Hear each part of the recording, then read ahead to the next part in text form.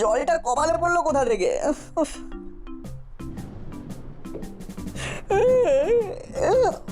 দূর বাবা, কি জ্বালা! জলটা পড়ছে কোথা থেকে? কি রে বাবা, বাইরের বৃষ্টির জল ঘরের ভিতরে পড়ছে। ঘুমের 13টা বেজে গেল। কি ঘুম পাচ্ছে বাবা, কি করে ঘুমাবো? খাটটাকে টেনে সরিয়ে দিই। হ্যাঁ, ওরে বাবা রে, টেনে সরিয়ে দেওয়ার ক্ষমতা আমার নেই। দূর, মাটিতে শুয়ে পড়ি। এইখানে শুয়েই বাকি ঘুমটা দেবো। যাক, বিছানা ভিজে যাক।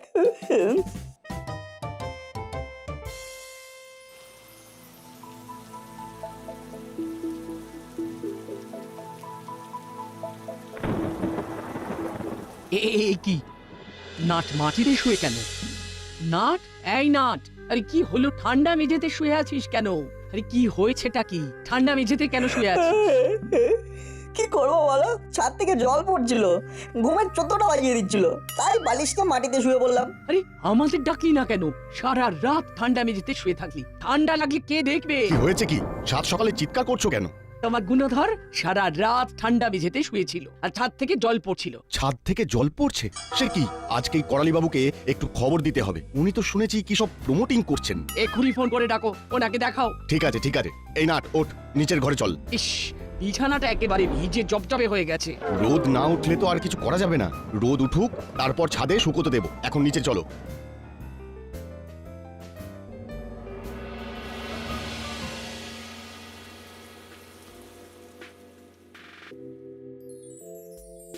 নিন মেসোমশাই, বর্ষার দিন গরম গরম পকোড়া আর কফি।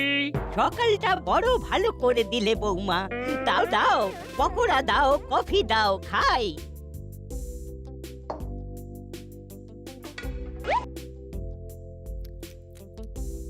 আহা, কি সুন্দর ভেজেছো বৌমা। আমার দাঁত নেই, কিন্তু তাতে কোনো অসুবিধা হলো না। এবার একটা কথা বলুন তো, আমাদের প্রমোটিং এর বিজনেসটা খুব ভালো যাচ্ছে না, একটা কাজও হাতে নেই। একটা ছোটখাটো কাজও যদি পেতাম তাহলে খুব ভালো হতো। এই বর্ষার সিজনটা যাক, হাতে কাজ ঠিক চলে আসবে। বাবা, এত সকালে আমাকে কি দরকার পড়লো? হ্যালো, বলুন কি খবর? খবর খুব খারাপ, ছাদ থেকে জল পড়ছে, একটু দেখে যান। এই বর্ষায় ছাদ তো? ওরে বাবা, সে তো কেলেঙ্কারিয়াস ব্যাপার। তবে আর বলছি কি, কাল সারা রাত নাট ঠান্ডা মেঝেতে শুয়েছিল, বিছানা ভিজে গেছে বলে। আহারে, বেচারা নাট, ঠান্ডা লাগেনি তো? না না না, ঠান্ডা লাগেনি। আপনি একটু তাড়াতাড়ি আসুন, বৃষ্টিটা সামান্য ধরেছে, তবে আকাশের যা অবস্থা আবার ঝমঝমিয়ে নামবে। আপনি টেনশন করবেন না, আমি 10 মিনিটের মধ্যেই আসছি। অনেক ধন্যবাদ। বৌমা, তুমি কাজ কাজ করছিলে, বৃষ্টির দিনে কাজ হেঁটে হেঁটে ঘরে ঢুকলো। কে ফোন করেছিল? নাটের বাবা? কি ছাদ ফুটো হওয়ার কথা বলছিলেন? হ্যাঁ, নাটের ঘরের ছাদ ফুটো হয়ে গেছে। কাল সারা রাত নাট ঠান্ডা মেঝেতে শুয়েছে, বৃষ্টির জলে বিছানা ভিজে গেছে। আমাদের এখন ছাদ মেরামত করার জন্য ডাক পড়েছে। ছাদ সারাই, ওতে আর কত টাকাই বা পাবো? আগে গিয়ে দেখি, তারপর তো বলবো কত টাকা লাগবে না লাগবে। খেয়ে নিয়ে চলো দেখি। দুটোকে ঘুম থেকে তুলে আগে খেতে দি।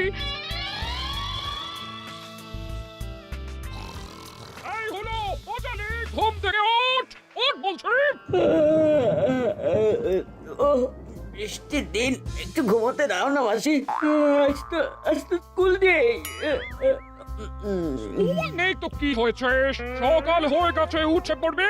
কোনো আর্গুমেন্ট আমি শুনতে চাই না। ওঠ, ওঠ বলছি। আরে, এখনো তো ভালো করে সকালই হয়নি, রোদই তো ওঠেনি। ওরে পোকার দল, বৃষ্টি পড়ছে তাই সূর্য ওঠেনি। মেঘে মেঘে বেলা অনেক হয়েছে। উঠে পর, আমাকে কাজে বেরোতে হবে।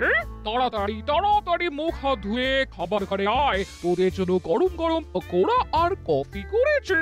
এ আমাকে উদ্ধার কর, আমি কাজে বেরোবো।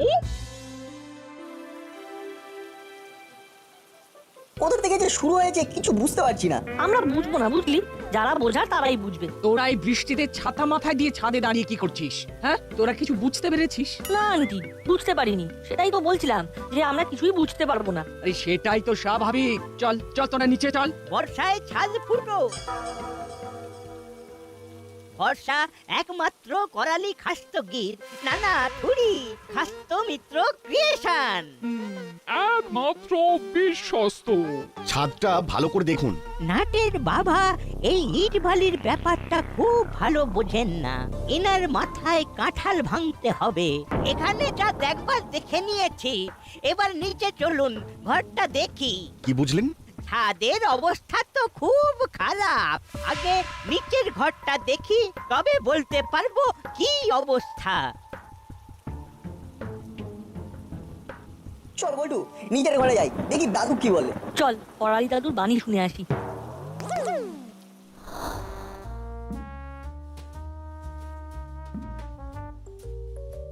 একবার ভাবো দাদু, কাল সারা রাত এই কষ্ট আমি ভোগ করেছি। তারপর বাবু বিছানা টানতে যায়, পারে না, তখন বালিশ নিয়ে মাটিতে শুয়ে পড়ে। আর কোনো চিন্তা নেই রে নাট, সাথে আছে খাস্ত মিত্র ক্রিয়েশন। ছাদ ভাঙতে হবে। সে কি কি বলছেন?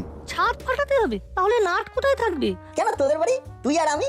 সে না হয় হলো, কিন্তু ছাদ ফাটিয়ে আবার নতুন ছাদ, ও তো অনেক টাকার মামলা। এই, ছাদ না ফাটিয়ে কিছু করা যায় না? বড় নাও মারতে হবে, নরম দিলে চলবে না। ওই ফুটো সারিয়ে দিলাম, তারপর আবার আরেক জায়গায় ফুটো হবে। এইভাবেই চালাবেন না একেবারে স্থায়ী সমাধান করবেন? সে তো স্থায়ী সমাধান করতে চাই বলেই তো আপনাকে ডাকলাম। ও, স্থায়ী সমাধানের সেরা ঠিকানা খাস্ত মিত্র ক্রিয়েশন। এটা নিয়ে কোনো সংশয় নেই।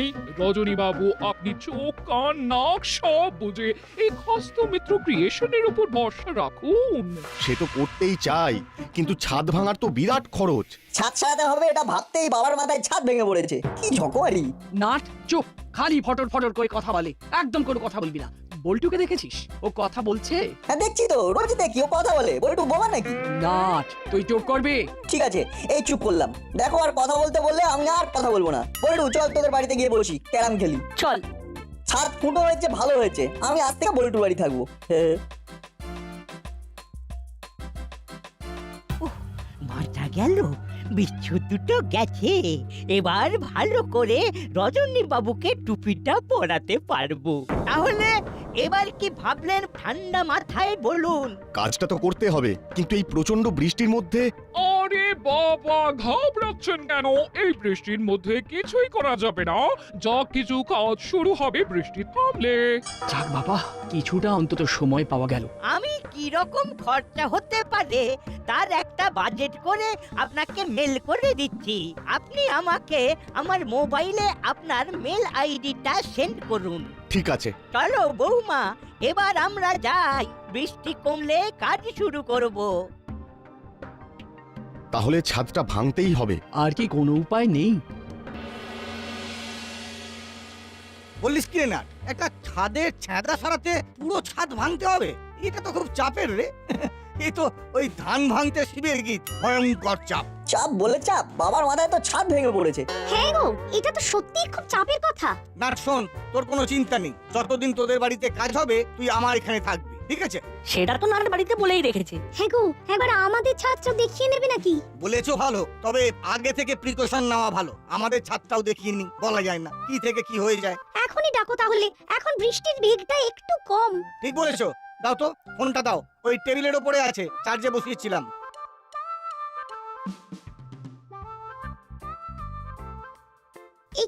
এই নাও। হ্যালো, বলুন মাখন বাবু, কি খবর? শুনলাম রজনী বাবুর বাড়ির ছাদের খুব খারাপ অবস্থা। আরে বাবা, এও কি ছাদ সাজাবে নাকি? ওহ, আজ যে কার মুখ দেখে ঘুম থেকে উঠেছি। হ্যাঁ বলুন, আর বলবেন না, রজনী বাবুর ছাদ খুব খারাপ অবস্থায় আছে। আসলে ছাদ কিন্তু সব সময় নজরে রাখতে হয়। আপনার ছাদের অবস্থা কেমন? কি করে জানবো বলুন তো, আমি তো আর ছাদ বিশেষজ্ঞ নই। আমার কাছে তো ভালোই মনে হয়। তা আপনি কি একবার আমার ছাদটা দেখে যাবেন? নিশ্চয়ই, এটা তো আমার কর্তব্য। আমি এক্ষুনি যাচ্ছি। হ্যালো বৌমা, চলো, আবার ডাক এসেছে, নতুন ক্লায়েন্ট। কোথায় মেসোমশাই? এবার পল্টুদের বাড়ির ছাদ দেখতে। উল্টুদেরও কি ছাদে সমস্যা? না না না, ওদের এখনো ছাদ ঠিকই আছে, তবে কিছু ঘটার আগে একবার দেখে আসতে বললো। দেখে আসা মানেই তো বুঝতে পারছো, চোখ বুঝে কোপ। ও, আমি এক্ষুনি বেরোচ্ছি।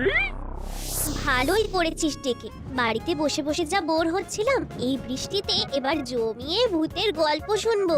বল্টু রেঞ্জদাকে ফোন করে এখানে ডাক, জমিয়ে ক্যাম খেলবো। ফোনটা স্পিকারে দে। না না, ফোন করছি। হ্যালো রেঞ্জিদা, বল বল্টু বল, চলে এসো। কোথায় যাব? বল্টুদের বাড়ি, জমিয়ে ক্যাম খেলবো। আরে আসতে গেলে আমাকে প্রথমে একটা টোটোতে উঠে বাস স্ট্যান্ডে যেতে হবে। তারপর বাসে চেপে দাসপাড়া যেতে হবে। কেন তোমাকে তো কষ্ট করতে হবে কেন? তুমি এই বৃষ্টিতে কোথায় আছো? আরে মায়ের সাথে কাল রাতে মামার বাড়ি এসেছি, আমি এখন মামার বাড়ি।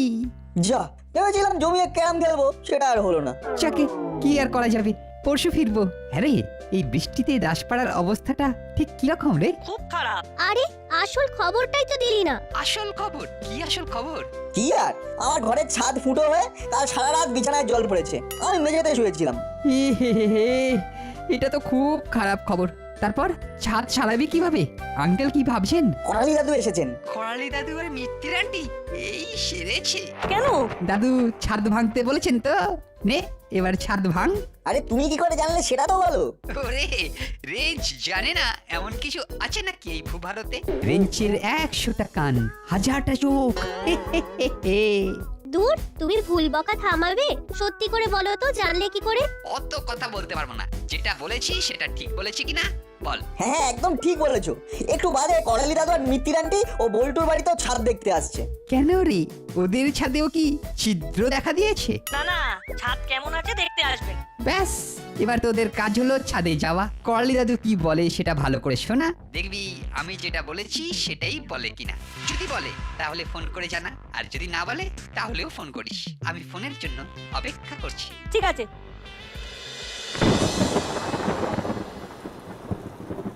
মাখন বাবু, আমরা এসে গেছি।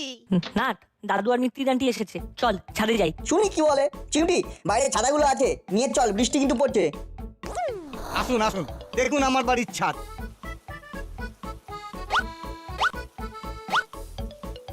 এই ছাদে তো কোনো গোলমাল নেই, কিন্তু তা বললে তো হবে না। বাড়িটা কত দিনের? দাদুর গন্ধে গন্ধে নাতিরাও হাজির। শুধু নাতি কেন, আমি একটা নাতনি আছি না? কি বলো দাদু? আবার এবার বড় বাবুর বিচ্ছু ভাগ্নিটাও জুটেছে। তোরা আবার ভিজতে এলি কেন? দেখতে এলাম, কত কি দেখার বাকি আছে দাদু। মাখন বাবু, বাড়িটা কত দিনের? তা 20-22 বছর তো হবেই। এইভাবে কেউ ছাদ দেখে নাকি? এই নাট, দাদু ছাদ দেখছে না ক্রিকেটের পিচ দেখছে বলতো? কত কি দেখার বাকি আছে, সবে তো আমরা লিটিল। কি বুঝছেন? খুব খারাপ, কিছু দিনের মধ্যেই ফাটল ধরবে অবধারিত। ফাটল থেকে রক্ষা করতে আপনাদের ভরসা, আপনাদের অতি বিশ্বাসের হস্ত মিত্র ক্রিয়েশন। ছাদটাকে একেবারে মজবুত করতে চান? অবশ্যই চাই। কি করতে হবে? ছাদটা ভেঙে আবার নতুন করে করতে হবে। তার মানে রেঞ্জটা ঠিক, একটা নাটক করি। মোবাইলটাতে একটা বুদ্ধিমত্তা এসেছে। এই নে। হ্যালো রেঞ্জদা, কি করছো? নাট আবার রেঞ্জকে ফোন করছে কেন? করলেই বা, এই বন্ধু বান্ধব তো। কাজের সময় বিরক্ত করলে কি ভালো লাগে? ওরা তো নিজের মতোই আছে। কাজের কথা হচ্ছে, এখানে চেঁচিয়ে ফোন করার কি আছে? আমি তো ফোন করিনি, ফোন করার একটা প্রয়াস করার চেষ্টায় ছিলাম। এমা দাদু, তুমি রেঞ্জটাকে ভয় পাও?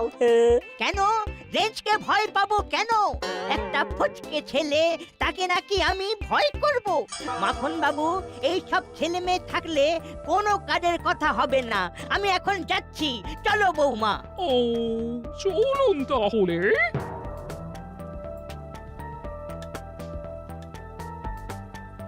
কি হলো রে নাট? কি হলো জানতে গেলে আমাদের এক্ষুনি রেঞ্জদাকে ফোন করতে হবে। আমি ফোন করছি এবং ফোনটা স্পিকারে দিচ্ছি। হ্যাঁ বল্টু, বল বল, কি বলছিস বল। আমি নাট বলছি গো। আচ্ছা তুমি যেটা বলেছো সেটা হুবহু মিলে গেছে। মিলে গেছে, জানি তো মিলবে। দাদু আর মিত্তির আন্টি ওই খাস্ত মিত্র ক্রিয়েশন একেবারে খাস্তা। কেন এই কথা বলছিস কেন? এই কথা আমি বলবো না, মা বলবে। দাঁড়ান আন্টি, মায়ের সাথে কথা বলুন। মা মা একটু কথা বলো না। হ্যালো, কে? আমি বল্টুর মা। কি হয়েছে বলো তো? কি ব্যাপারে জানতে চাইছেন? করালি মেশামশাইয়ের খাস্ত মিত্র ক্রিয়েশন নিয়ে।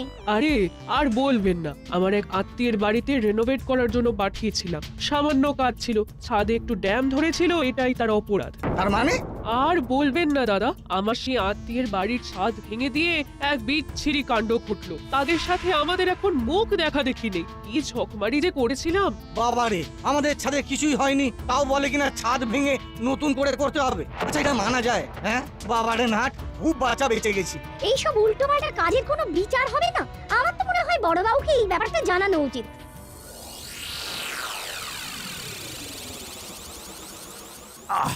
করালি বাবুর কি ভীমরতি ধরলো এই বয়সে লোক হাসিয়ে? ছি ছি ছি, কি লজ্জা কি লজ্জা। দাঁড়ান, ওনাকে ডাকি। শুধু দাদুকে একা নয়, আন্টিকেও ডাকুন বড়বাবু। খালি কথার ফাঁকে ফাঁকে খাস্ত মিত্র ক্রিয়েশনের অ্যাড দিত।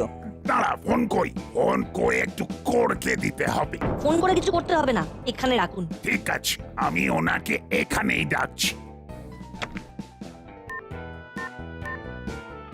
রিং হচ্ছে।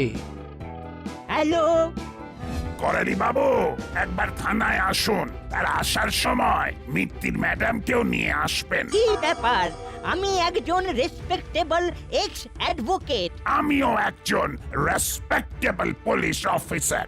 আপনাকে যখন ডাকছি তার মানে অন্য কোনো কথা আছে। আর একটা কথা, আমি কিন্তু এক্স নই, প্রেজেন্ট। আসছি। আসুন একটু তাড়াতাড়ি। বলছি, আপনাদের ছাদে কোনো কারণে ছিদ্র হয়ে গেছে। বিষয়টা খুব দুঃখজনক। আমি একজনকে ফোন করে ডাকছি, ইনি আপনাদের সমস্ত কিছুই সলভ করে দেবেন। কে? তাদের কি আমরা চিনি? খুব ভালোভাবেই চেনেন, ওরা আপনাদেরও ভালোভাবে চেনে। ইনফ্যাক্ট ওদের এখানে আসার কথাই আছে। আমি ফোন করে জেনে নিচ্ছি ওরা কোথায় আছে। কিরে, তোরা কোথায়? এই তো এসে গেছি বড়বাবু, আপনার থানার বাইরে। ঠিক আছে, আয়। হ্যাঁ বলুন, কেন রেখেছিলেন? আমি কেন ডেকেছি সেটা পরে জানাচ্ছি, আগে এদের কথা শোন। রজনী বাবুর বাড়ির ছাদ ফুটো হয়ে জল পড়ছে। ছাদে পিচ চট লাগিয়ে দিলেই হবে। ছাদ ভাঙতে হবে না তো? ছাদ ভাঙবেন কেন?